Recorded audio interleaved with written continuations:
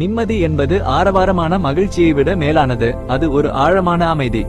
நிம்மதியான வாழ்க்கைக்கு ஆன்மீகமும் உளவியலும் கைகோர்க்கும் சில நடைமுறை வழிகள் இதோ. 1. தேவையற்றதை விடுவித்தல், டீக்ளேட்டிங். நிம்மதியின்மையின் முதல் எதிரி அதிகப்படியான சுமை. அது வீட்டின் பொருட்களாக இருந்தாலும் சரி, மனதின் எண்ணங்களாக இருந்தாலும் சரி. பொருட்கள், உங்களுக்கு தேவையில்லாத பொருட்களை சேர்த்து வைக்காதீர்கள். எண்ணங்கள், மற்றவர்கள் உங்களை பற்றி என்ன நினைக்கிறார்கள் என்ற கவலை உங்களுக்கு தேவையில்லாத ஒரு சுமை. அதை முதலில் இறக்கி வையுங்கள். 2. போதுமென்ற மனமே பொன் செய்யும் மருந்து. நிம்மதி என்பது அதிகப்படியான வசதிகளில் இல்லை, மாறாக குறைந்தபட்ச தேவைகளில் இருக்கிறது. இன்று எனக்கு கிடைத்திருப்பது எனக்கு போதுமானது என்ற மனநிலை வந்தாலே பேராசை மற்றும் பொறாமையால் வரும் நிம்மதியின்மை விலகிவிடும்.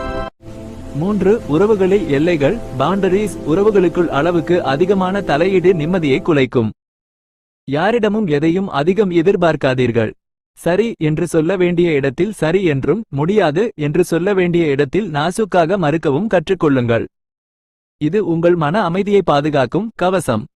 நிம்மதிக்கான 3 சூத்திரம். சூத்திரம் விளக்கம். மறத்தல், கடந்த காலத்தில் நடந்த கசப்பான சம்பவங்களை மீண்டும் மீண்டும் நினைக்காமல் இருப்பது. மன்னித்தல், உங்களுக்கு தீங்கு செய்தவர்களை உங்கள் நிம்மதிக்காக மன்னித்து விடுவது. மகிழ்வித்தல், உங்களால் முடிந்த சிறு உதவியை செய்து மற்றவர் முகத்தில் சிரிப்பை காண்பது.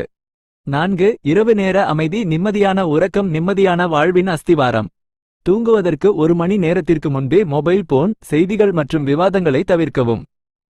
மனதிற்கு இதமான இசை அல்லது வாசிப்பில் ஈடுபடுவது மூளையை நிதானப்படுத்தும்.